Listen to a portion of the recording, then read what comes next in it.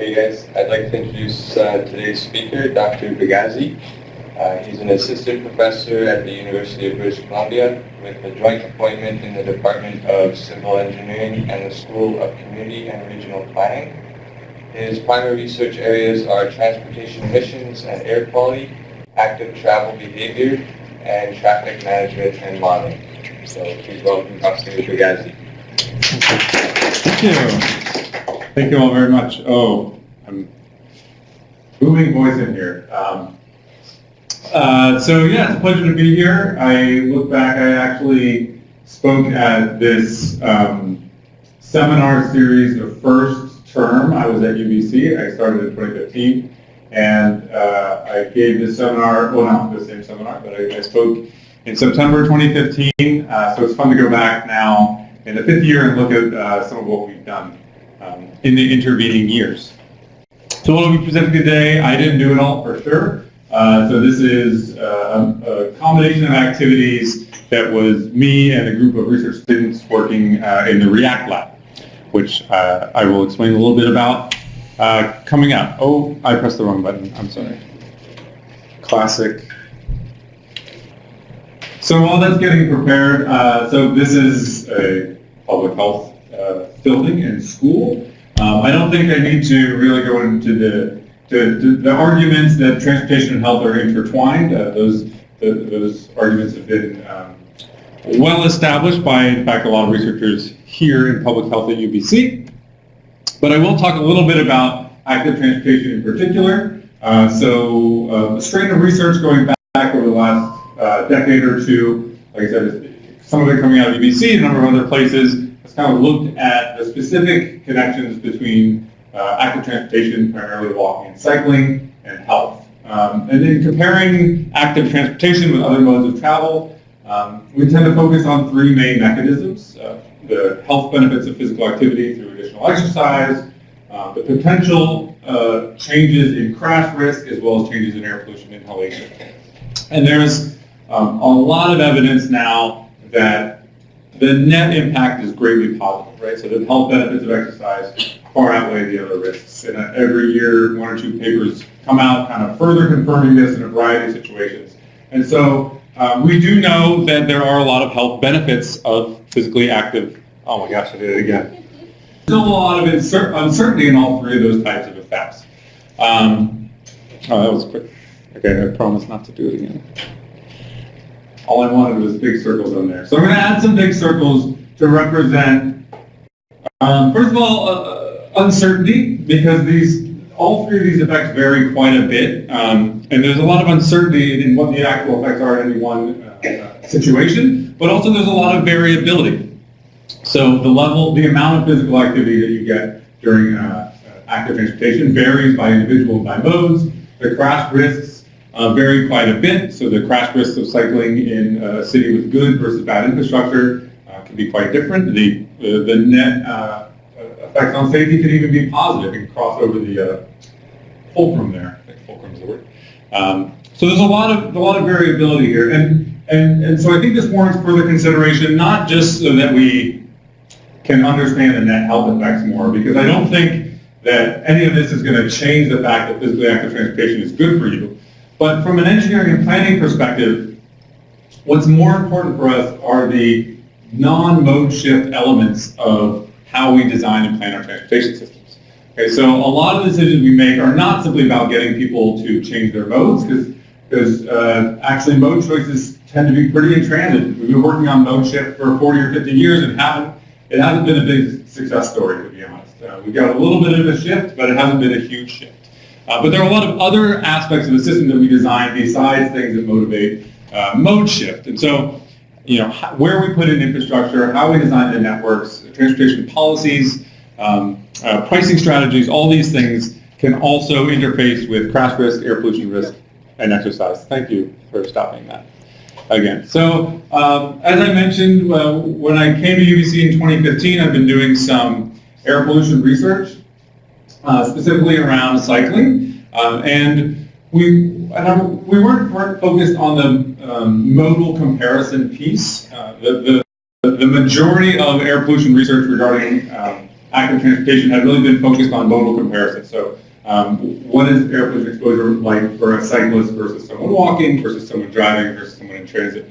But again, I think the more interesting question is how does it vary with route choice, and how can we design a network that minimizes pollution exposure levels? So we were doing exposure studies, so empirical measurements of exposure concentrations, and also taking exhale breath samples to actually get measurements of uptake of traffic-related volatile organic compounds, and finding some interesting stuff around the effects of route choice. And even in a 20-minute bicycle trip, there is a measurable difference in body levels of the VTEX compounds after the trip on a high-traffic route versus a low-traffic route. Right? So we can see some important differences there. We also looked at how that compared with observed travel behavior. So how does the air pollution risk compare to the, how do the low air pollution routes compare to the preferred routes? And what kind of network designs to basically minimize trade-offs there between route attractiveness and air pollution risk. In doing this work, we found that one of the biggest pieces that we were unsure about is actual breathing levels during the trip, and that within a city, differences in breathing levels can be a bigger determinant of uptake of air pollution than variances in the exposure concentrations. So certain pollutants, different pollutants have different amount of spatial heterogeneity around the city, but oftentimes it's the breathing level that has a bigger effect on the amount of air pollution inhaled over a trip than differences in exposure concentrations. And all that connects into travel behavior. So the focus of our research group here, which we're calling the REACT, Research on Active Transportation Group, one of the most distinct facets of it is that we're trying to look at how bicycle physics, human energy, and physiology combine to influence active travel behavior. So that we get a better understanding of active travelers, the active part of active traveling, which then of course has important impacts on health outcomes as well as various other things that we look at like travel time and transportation costs and things like that. Oh my gosh, I'm really sorry. I always hit spacebar, and every time I hit spacebar, I ruin the presentation. So to motivate that a little bit more, I really will stop. I'm going to stop doing that. So imagine someone is coming to UBC. That's great. Let's do that. So it's far away from me. Someone's coming to UBC from KITS, to not just UBC, the School of Public Health from KITS. And they pull it up on Google Maps. This is the first two options that Google Maps presented to me. Two very plausible route options. One coming along the off-Broadway cycle path along 8th Avenue. The other one going along the river. And then you have some elevation profiles in the top right corner. So there's basically a more direct route that has a little bit higher traffic volumes, and then a longer route, which takes more time, covers a longer distance, but it's going to have generally lower traffic volumes. And so which of those two is the preferred route is going to depend on how an individual values travel duration versus exposure to traffic during the trip, right? But in addition, if anyone's taken those routes, you'll know that although the net elevation change is the same, the sequence of grades experienced on that route are different. Right? So the water route goes up a steeper, shorter hill to accomplish the rise, versus the lower route basically spreads the climb over a longer distance. Right? So you have a gentler grade over a longer distance. And here again, which of those two routes is preferred is going to depend on how an individual basically values energy expenditure versus time during their trip. Right? And so we expect that to vary by the individual, by the type of trip they're on. In addition, how those two route options compare is probably going to be mediated by the equipment available to you. So if you're thinking about those two route options from your well-maintained road bike perspective, they might one route might be preferred over another one. But then suppose they opened a Mobi station out here and you're considering taking a Mobi bike out to UBC. I don't know how many of you have ridden a Mobi bike before. Not too many. So for those who haven't, it's not the kind of bike you want to take a long trip up a hill on. They work pretty well on flat and downhill, and that's about it. Especially if you're outside of a fairly central size range. For someone like me, it's they're pretty small bikes, right? So these two route options are probably going to look different if I'm going to have to take a Mobi bike versus if I'm taking my bike. And then a key question we're looking at, they also probably look different if you have electric assistance available to you, right? So we expect our electric assistance not to just influence mode choice, but to influence route choice as well, because those hills essentially are going to have a different value to you if you have electric assistance available to you. And then finally, tying it back into mode choice, we know that mode choice in transportation is based on the attractiveness of the most attractive route to you. Right? And so essentially, if there isn't a good enough cycle route, I'm not going to cycle at all. I'm going to take the bus. Right? So all these route preference options kind of wrap into the mode choice question that so many of us are interested in. So defining our research scope a little bit more, here's kind of the standard paradigm in transportation engineering planning research anyway, is we like to look at walking and cycling activity as predicted by environmental and traveler attributes. So the environment could be weather, the street network, things like that. Traveler attributes would be most often sociodemographics, maybe attitudes and preferences as well. And so we look at, okay, so how well can we predict walking and cycling activity from these fixed variables, and then how does it relate to travel-related outcomes, including health effects like probability of meeting your physical activity goals for the week. Into this framework, we're trying to add explicit consideration of energy expenditure and speed. Because we think, again, the active part of active transportation really needs to be well understood if we're going to understand the complexity of choices facing active travelers. So if we understand how they value and make trade-offs between energy and speed, we can better understand their walking cycling activity, in addition to better quantifying their travel-related and health-related outcomes. And that would enable us to look at things like the equipment available. As one example, we currently have a 500-watt limit on electric assist devices in a motor vehicle. Right? So what if that changed? How much of a difference in travel behavior might we see if that were raised or lowered? Along with various other questions, a lot that we do in transportation planning and engineering with travel demand models, routing, simulation models, all of that can be informed by a better understanding of how people value energy and speed in addition to health and safety estimates. So that's kind of the scope of what we're looking at. And so if we want to dive into this question of energy expenditure and travel time and the physics of cycling, we can start with a fairly simple equation that represents the power required to move someone on a bicycle. This is a simplification. So if you talk with someone in sports medicine who's trying to predict time trial performance of racing cyclists, they'll actually tell you that there are 6 different aerodynamic terms, not just one. Right? So it can get way more complex. But this is an often used simplification where it's a fairly simple equation to calculate power. And in order to do that, we need 3 types of information. We need the physical attributes of the bicycle and rider system, which includes the mass of the rider or the cyclist, and then 2 resistance parameters, one that's rolling resistance, which is essentially the tire street interface, and then one that's drag resistance, so the wind drag, right? So we need 2 parameters, we need the mass, we need a good understanding of what the speed is in fairly high resolution, not at 5-10 seconds, but at least second by second. And then we need to have a good understanding of road grade. And so we spent a lot of time over the last several years digging into these 3 areas in detail, so I'm going to talk about that a little bit before we jump back into the behavior piece. So starting with physical attributes. So there's been a lot of research of cycling aerodynamics, again, in the sports science space. There's been a lot of lab studies, CFD models, various measurements on road and in the laboratory of cyclists in crouched racing positions covered in Lycra. But we have almost no measurements of anyone not doing it in a sport racing context, right? And so if you think about, when you've been out on the street, if you think about the variety of travelers using wheeled vehicles on the streets, they don't look a whole lot like what we see in the sports science papers. And so as a baseline, we wanted to understand what are the physical attributes of real-world urban cyclists. And the only way to really answer that is to go measure it for people who are out cycling.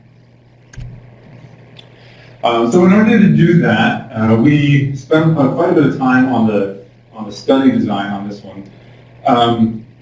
The way that these first and third order resistance parameters are often measured comes out of motor vehicles where actually these are used for motor vehicle emissions models. They'll do coast down tests with vehicles. So you bring them up to speed, basically stop accelerating, coast down, and by measuring the speed at various points, you can fit a curve and get the resistance parameters that way. That's also been done a bit in cycling in very controlled situations in the lab, where we'll have someone do that in basically a perfectly smooth hallway environment with still air, etc.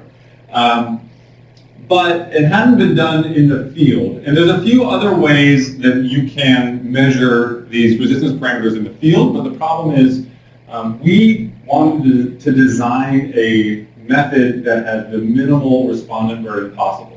The idea being that only the keenest cyclists are going to do something like come out to UBC to a lab to perform a test, and that we're not going to get a representative sample if it requires much more than just stopping for 5-10 minutes during their trip, right? So we spent some time developing this field coast down test, which is derived from laboratory methods, but it had to be modified to include varying wind and grade, like we see out in the field. So we added a high-resolution sonic anemometer. We ended up with this, and I put it on the slide just to impress you, but don't worry about what it is. It's a second-order partial differential equation that we had to use a genetic algorithm to solve, so it got super complicated in there. But in the end, we ended up with a test that we could deploy in the field to basically measure these resistance parameters for people who only had to stop for a couple minutes during their trip. So then once we had a coast-down method we were comfortable with, we went out in the field and we implemented it. So we went to 9 locations around Vancouver in a variety of contexts on a couple different days each. We asked people to stop. We had a questionnaire asking about their travel habits, preferences, attitudes, basic sociodemographics. We measured the masses of the cargo, the riders, their bicycles, some of their bicycle characteristics like wheels, tire sizes, tire pressure, things like that. And we had them do our coast down test. You can see a photo of a gentleman doing that right there.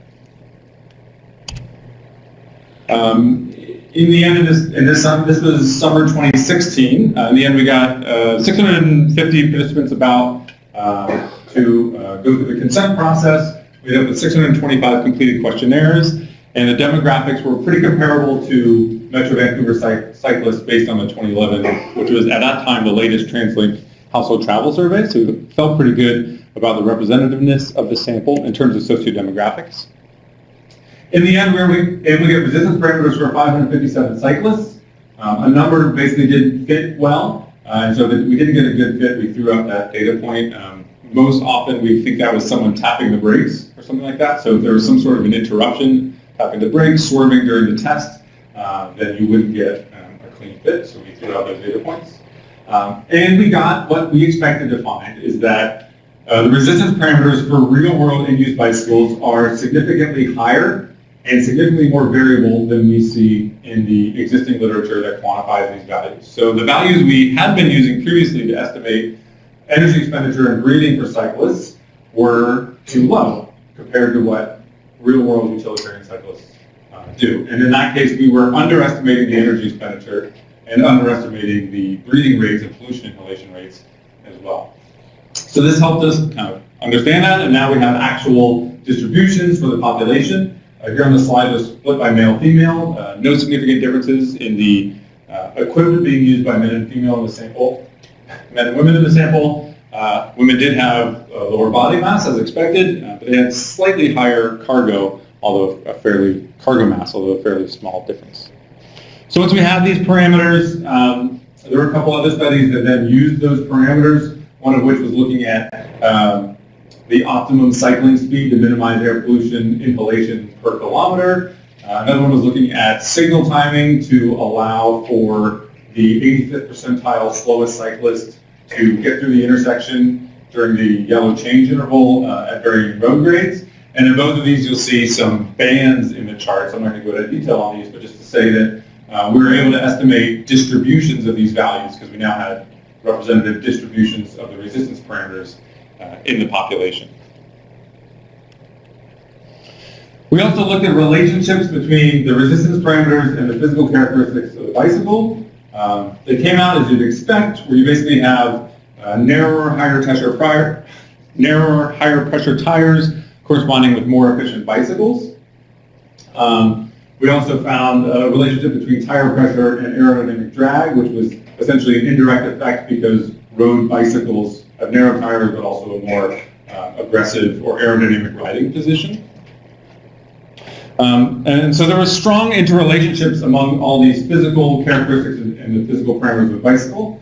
And when we wanted to then take those physical characteristics and compare them to behavior and preferences, rather than modeling each individual variable on its own, we implemented we estimated a cyclist physical typology. So this is basically groupings of a lot of different physical variables into a few different types. So we did some cluster analysis, and we ended up with the best fit being 3 different clusters, which we can characterize as mountain type bicycles on one end, road type bicycles on the other, and hybrid type bicycles in the middle. And you can see there just one of the characteristics is tire width, right? So mountain bikes, essentially big tires, road bikes, small tires, and hybrid bikes in the middle. So it goes along with what you would expect. And we found the resistances, although these weren't estimated from the resistance parameters, the resistance characteristics were as you'd expect. So mountain bikes have the highest resistances, road bikes have the least. Then interestingly, when we start to look at who's using each of those 3 types of equipment, we see what I think many of us would assume to be some typical stereotypes of different types of cyclists. Right? So people on more road-oriented bicycles tended to self-report cycling year-round more often, self-reported riding faster, more weekly physical activity, more commute cycling. And then we also connected this to a preference typology. So there's a very famous, in cycling research, there's a very famous preference typology that came out of a city Portland traffic engineer named Roger Geller, where they define 4 cyclist types as no way, no how, interested but concerned, confident and enthusiastic, and strong and fearless. Right? So different levels of confidence. And we did find that more of the road type cyclists were categorized as the strong and fearless category versus interested but concerned. So again, somewhat in the direction that we'd probably expect based on a lot of our say stereotypes of different types of cyclists. But to strongly qualify that, the associations were in the directions we might expect, but there was enormous variability within the clusters. So here is our mountain, hybrid, and road physical type cyclists categorized into those 4 types of cyclists that we found. Almost all in the top 3 because they are cycling. In fact, it's a little surprising that any of them came out as no way, no how, but some people were, for example, down on the seawall taking an extremely rare cycling trip. So people that would almost never cycle for utilitarian purpose, but maybe their kid got them out on a rented bike on the seawall for the day or something like that. So again, more road-oriented cyclists are more towards the strong and fearless category, but there's still a lot of strong and fearless people on mountain bikes, and there's a lot of roadies out there that we would categorize as interested but concerned. So there is a connection between the physical types and preferences and attitudes towards cycling, but it's not a super strong connection. As a little more support for that, we tried to predict their physical attributes from the questionnaire data. So to say, well, can we just, based on their self-reported preferences and habits, how well can we predict the physical attributes, basically what equipment they're going to be on? And that ended up to be a very poor fit, right? And which just goes to show that this is not a strong predictive power, so we really can't assume that much about either their preferences or behavior from their physical appearance, or vice versa, what kind of equipment they're going to use based on their preferences. Pretty much the only exception to that was body mass based on age and gender, which you would expect anyway. From some of the research, we found that people with lighter, better cycling equipment also cycle more. A logical question then, from a policy perspective, is, will better equipment motivate more cycling? I put it on the slide. We don't know yet, but I think this is an interesting research question we'd like to follow up on. We hypothesized that there's probably a 2-way causality. So people are more willing to invest in better equipment if they plan on using that equipment more often, or they would like to motivate themselves to use it more often. But conversely, probably having better equipment makes for a more pleasurable cycling experience, which then motivates more cycling. So because there's probably two-way causality, it's going to be quite challenging to separate how much of that effect is in each direction. But an interesting research question we'd like to look into more. Okay, so once we had a good idea for the physical characteristics of the cyclist, now pulling in those other two questions of road grade and speed, we typically pull this from GPS data sets. So we wanted to get a GPS data set. So that was summer 2016. The next summer, 2017, we conducted a study to get a large set of naturalistic cycling data. So we recruited cyclists all around Metro Vancouver to record their trips using a smartphone for a week. We spent a while also developing this methodology. There's a number of different ways people get GPS data. In the past, you used to mail participants GPS devices and have them mail them back. There's various challenges associated with that. The nice thing is they're all using the same equipment, but you lose a lot of data because people would tend to not bring it with them. The advantage of using a smartphone, people already have one, and people are much less likely to leave their smartphone at home than they are likely to leave your hip GPS device at home. Right? So apparently the smartphone is more important to them than your study. The other thing is, so which smartphone app we're going to use, we spent a while on that as well. So we need high resolution data, so we wanted 1 second data. That was an important piece of it.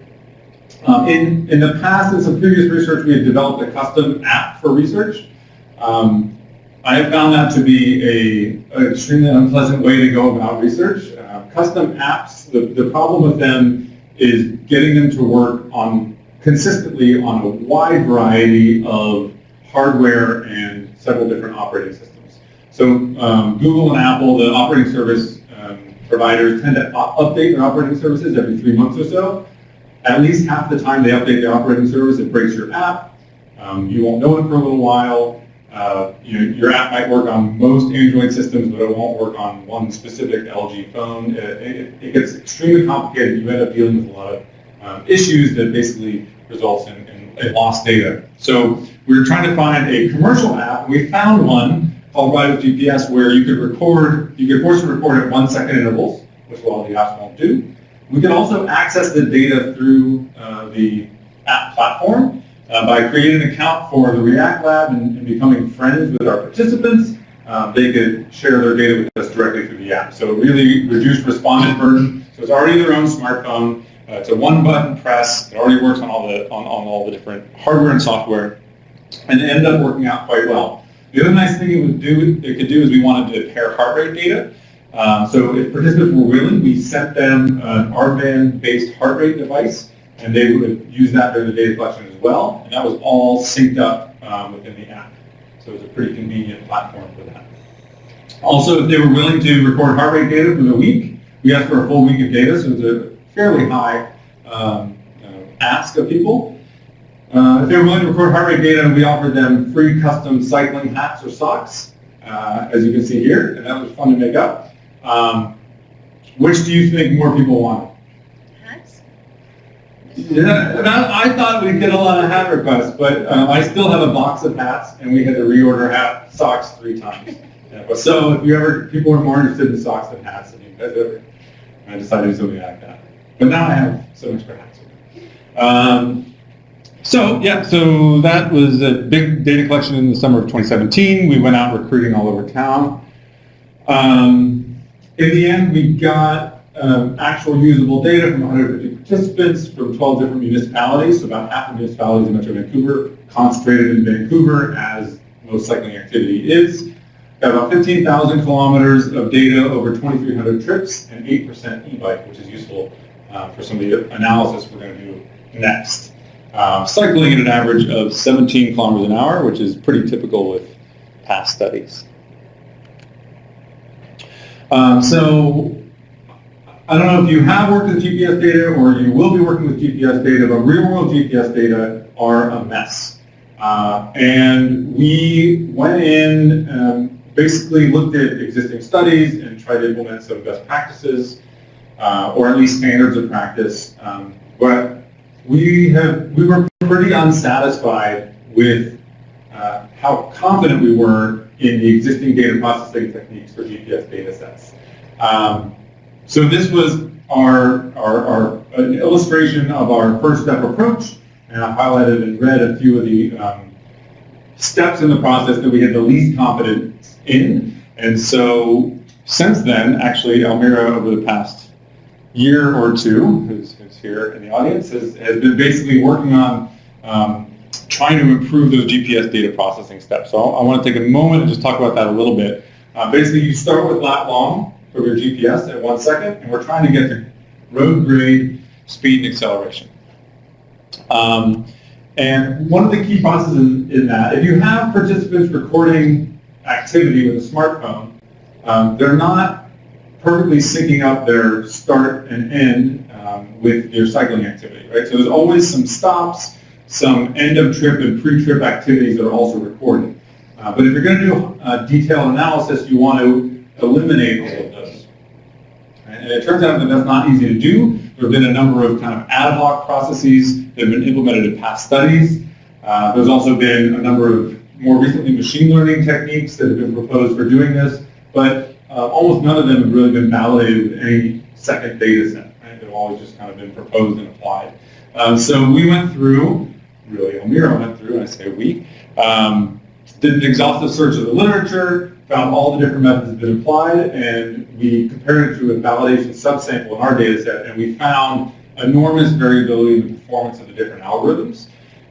And so this is some ongoing work, so we're going to provide some recommendations going forward for other people working with GPS data, but just kind of a warning that if you're working with GPS data, your processing methods make a big difference in what you get out of it. Another big piece of that is map matching, so you have to attach each GPS data point to a link in your network if you want to say, for example, what type of facility it's on.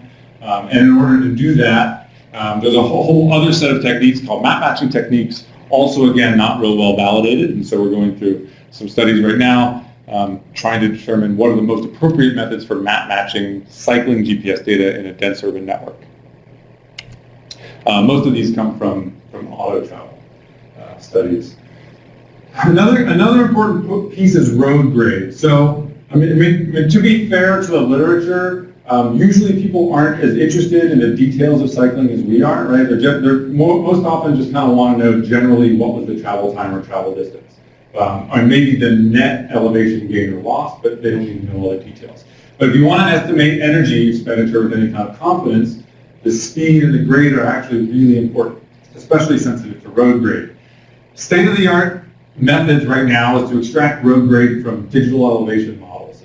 So a DEM data set is basically a grid that's overlaid over the entire world, and you have these publicly available data sets, and in each cell of that grid is an elevation value.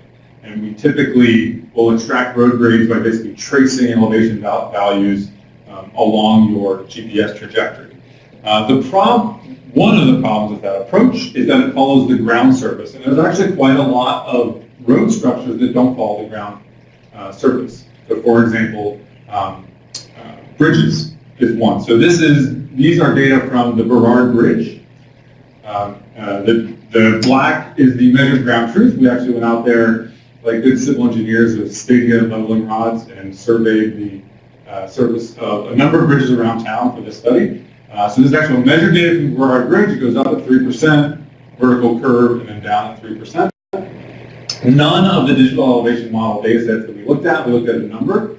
None of them did a good job of tracking the surface of the bridge because they follow the ground. That's what they do. There's an alternative data set called the digital surface model that follows the top. But as you can see, and that's the kind of gold-colored data there, it follows the superstructure of the Burrard Bridge, right? So when you get to the top, you have the concrete and steel structure on top of it. It follows those, right? We were able to get some good estimates from LiDAR cloud point data using a processing technique that essentially extracts the road surface from a cloud point data set. Those LiDAR cloud point data sets are unfortunately not available everywhere. We get it for the city of Vancouver, but not the rest of the region. And so in this work, we came up with some recommendations for dealing with this. Luckily, if you use OpenStreetMaps, they have a flag for elevated structures, so there are some kind of techniques you can do to try to get around this, but this is an enduring problem if you're trying to get really high resolution data. Because we actually took this and fed it into our power estimates, and you had cyclists essentially biking at several thousand watts over the Burrard Bridge, according to our models, because the road grade is so inaccurate. And so you think a cyclist is doing this, but they're really not. So road grade is yet another challenge. Another piece we're looking at is trying to extract it from Strava data. There was one researcher had some success with doing that, so we're going to see if how well that compares to this context as well.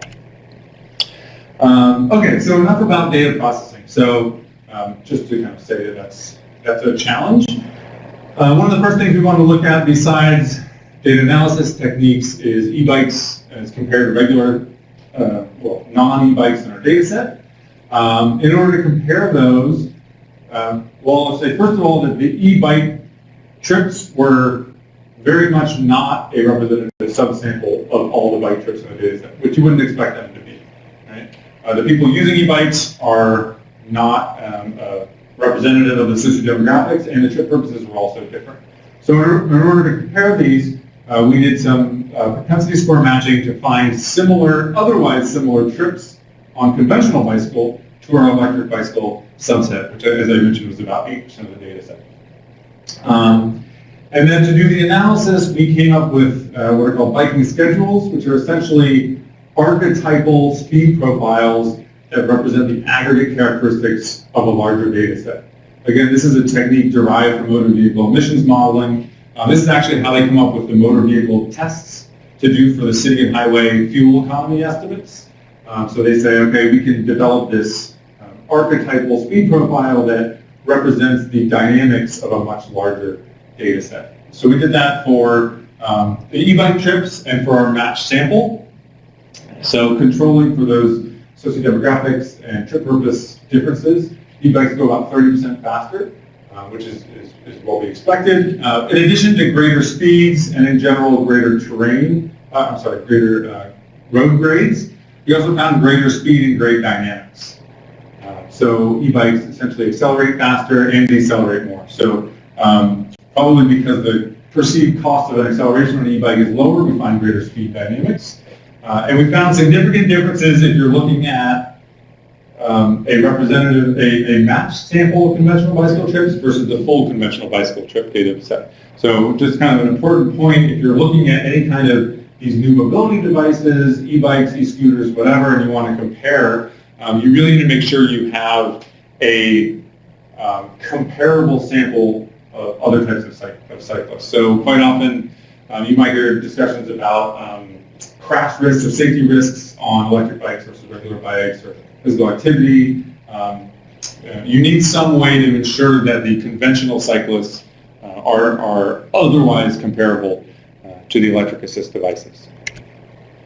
So the electric bikes require about twice the motive energy to move compared to the comparable sample of conventional bicycles.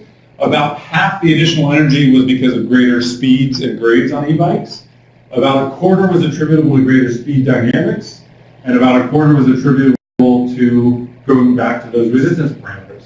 So e-bikes tend to be heavier. They also tend to have larger tires, so you have greater rolling resistance and a little bit more upright position. And so, again, twice the motive energy, roughly a quarter of that was attributable to resistance parameters, half to average speed and grade, and a quarter to speed and grade dynamics. So we're getting a better feel for how these different devices are being used. We also then wanted to tie that back now to the behavioral piece and understand why exactly. So how are people deciding how to use this basically free energy benefit from the electric motor? And so to try to tease apart or quantify how people are valuing energy expenditure during this trip, we developed a behavioral, utility-based speed choice model that include explicit time and energy terms within the utility equation. And I have the equation on there, but basically there is a conceptual equilibrium speed, which we call the cruising speed, at which a cyclist has kind of optimized their utility. So they are at a comfortable balance of the amount of energy they're expending and the speed they're going. Right? And we can predict that equilibrium speed if we understand the physical attributes, as I've been talking about before, so the resistance parameters and masses, as well as one important behavioral parameter called the marginal rate of substitution. The marginal rate of substitution, you guys are taking microeconomics. This is kind of like a core concept that we use a lot in transportation. Most often in transportation, it comes up in the concept of value of time. So when we want to do a project, we're going to save 400 vehicle hours of travel, then we'll put a dollar value on that, say $20 an hour, and say, is this project worth it? So that $20 an hour is a representation of people's marginal rate of substitution between time and money. Well, in this case, we're trying to calculate a marginal rate of substitution between time and energy as a way to quantify the relative value of those two attributes.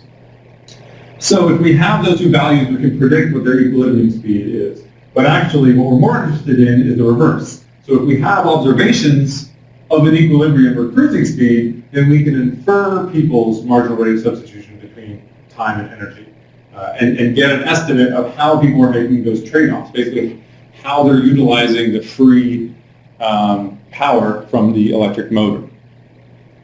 So then the challenge, there's a whole other challenge of extracting these equilibrium cruising speeds, which are not the same thing as average speeds because we want them to be in some sort of an assumed equilibrium state. So we tested a couple different methodologies, some of which were just kind of ad hoc methodologies based on some basic principles, and then some fancy time series clustering techniques, which didn't end up working a whole lot better than just the ad hoc principles that we came up with. We found that depending on the trip, people were cruising for about 15 to 45% of their trip, so they're in disequilibrium, either basically adjusting their speed or accelerating or decelerating to a stop for more than half the trip. But we have some observations of cruising speeds. We found these vary substantially among individuals. And more importantly, supporting our kind of core hypothesis to the whole research program is that we found that the effect of road grade on cruising speed was highly heterogeneous among individuals in the data set. Meaning people respond to hills in different ways. Which supports the idea that people are conceiving of the cost, the energy cost of going up a hill in different ways, and we expect that to then influence their behavior. So just with, and this is still ongoing work, just with our basic calibration we've done so far, here's the model predicted response in terms of speed and energy to different levels of power assistance from an electric bike. So a zero power assistance is just a conventional bicycle. The way e-bikes work is that you have different settings, which are different scaling factors. So typically, e-bikes provide around 50 to 250% boost on top of whatever you're putting in. So if you put in 50 watts and you have it set here, the motor puts in 50 watts. Right? So what the model predicts is that as you get more electric assistance, people capture some of that electrical power assistance as time savings and some of it as energy savings. So there's a trade-off. So people, and that trade-off depends on how people value each. As an external validation, we found a study out of Portugal where they had a electric bike share system, and they reported the power assistance in that system and speed differences. And it actually validated really well in terms of the expected speed difference for the power assistance level of those bikes. So we're feeling pretty confident about this approach to conceptualizing speed choice and then quantifying people's value of speed and energy. But that's still ongoing work. We're still doing a bit more to refine the speed model, in particular how we account for stability and control of the bicycle in the model. But next step we'll be examining inter and intra-person variation in this marginal rate of substitution. Look how it's impacted by things like trip purpose. We expect it to be different on the way to work versus on the way home. We expect it to be different in different weather conditions as well. different types of rider. And then once we have that, we want to embed that within a route prediction model to see if, by understanding an individual's value of energy, we can better understand their route selection and do a better job of predicting, for example, how a growth in e-bikes is going to change bicycle travel patterns in the region because people respond to hills in different ways. And then finally, hopefully in the future, we'll need a different data set for that because we'll need a multimodal data set, but we would hypothesize that a better understanding of route preferences would then further improve our understanding of mode choice. Because people who dislike energy expenditure more are going to be more likely to switch to cycling with electric assistance. Still haven't done anything with heart rate data, that's on deck. And then finally I'll mention we're trying to expand beyond e-bikes and bikes a little bit and move into kind of a broader set of new mobility devices. This is, the last thing I'll mention is a project that started up this summer supported by Translate's New Mobility Lab, looking at the full diversity of devices being used on non-motorized paths around the region. And we're starting off with just basically a speed and classification census to understand what are the devices being used out there and how do their speed distributions compare. And then we'll be following that. We're going to look at that over 5 seasons. So we started last summer. We did fall, winter, spring, and we're going to do summer one more time. And in the second summer, we're also going to follow that up with some intercepts to understand about trip purposes and demographics. And hopefully also now tie in these speed and energy preference questions on a wider variety of vehicles. So not just bicycles, but also scooters and electric skateboards and things like that. So that's the summary. I want to again thank all the students who have been working in the lab over the years. A couple are here today. Others are off in the world doing their own thing. And of course the funders and you all for being here. Happy to answer any questions. Thank you very much. Thank you very much, Alex, for this presentation. So we have just about 6 or 7 minutes to take questions.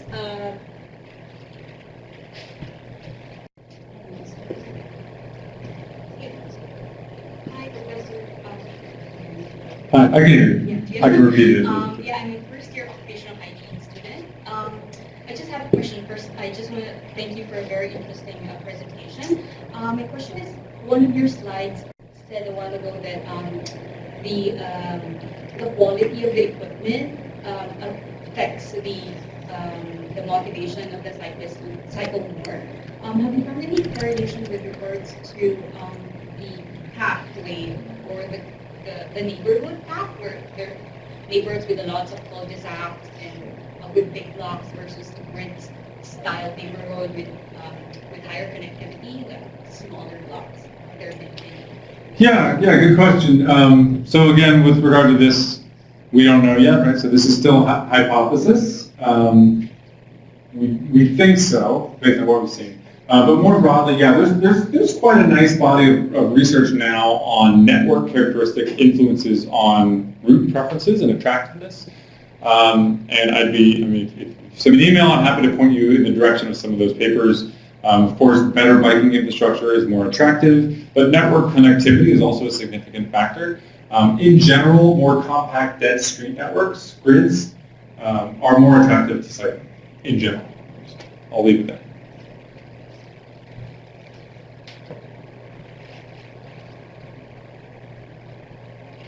So I have a question for you.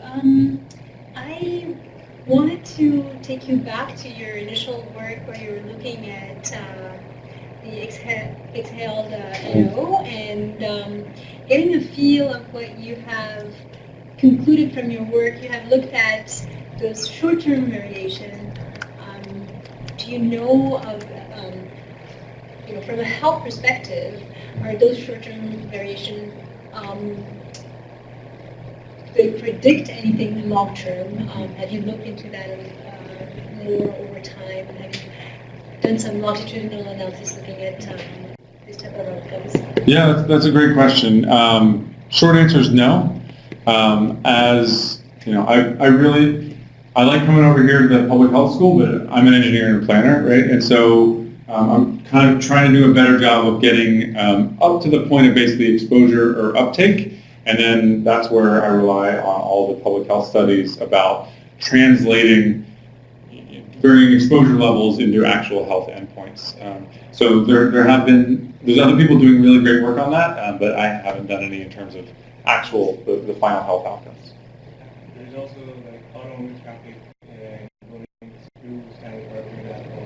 Yeah, so this is an urban baseline, and we used a park as the basically clean reference.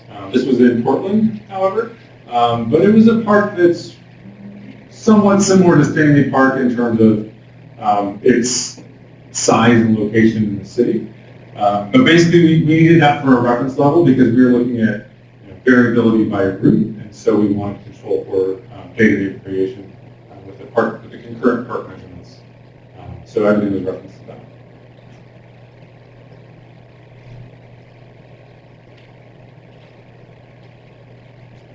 So, okay. Okay, excellent. Well, thank you all very much. Yes, thank you for this presentation.